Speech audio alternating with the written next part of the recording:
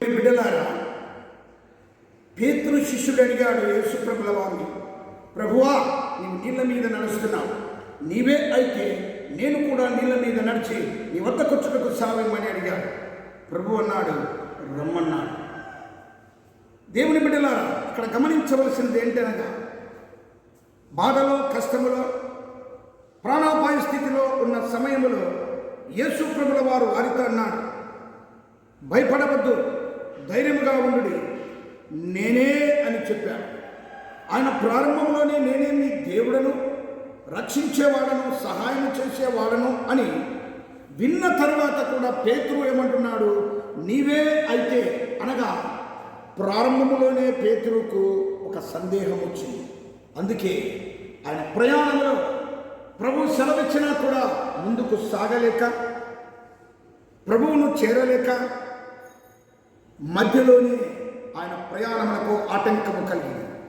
అందుకు కారణము ఆయనలోని సందేహం, అదే అల్ప విశ్వాసం. దేవుని బిడ్డ, ఈ లోకములో నిత్యము ప్రభు సన్నిధానమున చేరి ప్రార్థిస్తున్న మనమందరము కూడా అడగడమేమో అడుగుతాం, అడిగి ఉన్న వాటిని మీరు పొంది ఉన్నామన్న ప్రార్థనను కూడా మనము చేస్తాం. అవి పొందలేని సమయంలో సందేహం మనలో ఉంటుంది. ఈ సందేహం లోకములో ఉన్న వారికి కనిపించదు, కానీ ప్రభువునకు మాత్రమే కనిపిస్తుంది. మరి పేతురులో ఉన్న సందేహము యేసు ప్రభుల వారికి కనిపించినది కనుకనే ఎందుకు సందేహపడ్డావు, ఎందుకు అల్ప విశ్వాసము నీలో అన్నాడు. దేవుని వాక్యము సెలవిస్తుంది, అడుగువాడు సందేహింపక అడగవలను అంటుంది. యెషయా 55:3 అంటాడు, మీరు విని ఎడల నా మాట బ్రతుకుదురు, మీరు వినాలి, దాని ప్రకారము చేయాలి అంటాడు. ఈ సందేహము అనున్నది ప్రారంభము అపవాది నుండి ప్రారంభమైనది. ఏదేను తోటలోని ప్రభు ఆ చెట్ల ఫలములు తింటే మీరు చనిపోతారు అన్నారు. అదే చెట్ల ఫలములు అపవాదిగాడు అవ్వకు చూపించి వీటిలో ఏవైనా తినవద్దా అని అడిగారు. పలాని చెట్ల ఫలం మేము ముట్టకూడదు, అవి ముట్టినా తిన్నా మేము చనిపోతామన్నాడు. వెంటనే వాడు ఒక సందేహాన్ని, ఒక అనుమానాన్ని వారిలోకి పంపించాడు. ఎలా పంపించాడంటే, అది తినదినమన మీరు చావరు, మీ కళ్ళు తెరవబడతాయి, మంచి చెడ్డలను ఎరుగుతారు, మీరు దేవతల వలె అవుతారని మీ దేవునికి తెలుసవా? ఇది మీరు గ్రహించలేకపోతుంటున్నారు. ఆయన వలె మీరు ఉండకూడదని ఆయన మిమ్మల్ని తినవద్దని చెప్పాడని ఒక సందేహం కలిగించింది, ఒక అనుమానము కలిగించింది.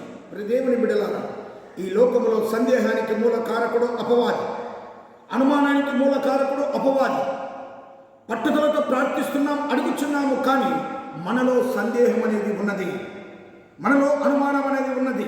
ఎందుకనగా మన జీవితంలో అనుకున్నది త్వరగా జరగలేదని ఈ అనుమానాలు, సందేహాలు ఉండడాన్ని బట్టి ప్రభువును అడిగి కూడా మనము పొందుకోలేకపోతున్నాం. అయితే నువ్వు పొందుకోలేక, ఆ సందేహంతో లేక అనుమానంతో, అల్ప విశ్వాసంతో, అవిశ్వాసంతో ఉన్నను, దేవుడు నిన్ను మరవలేదు, దేవుడు నిన్ను కాదనలేదు.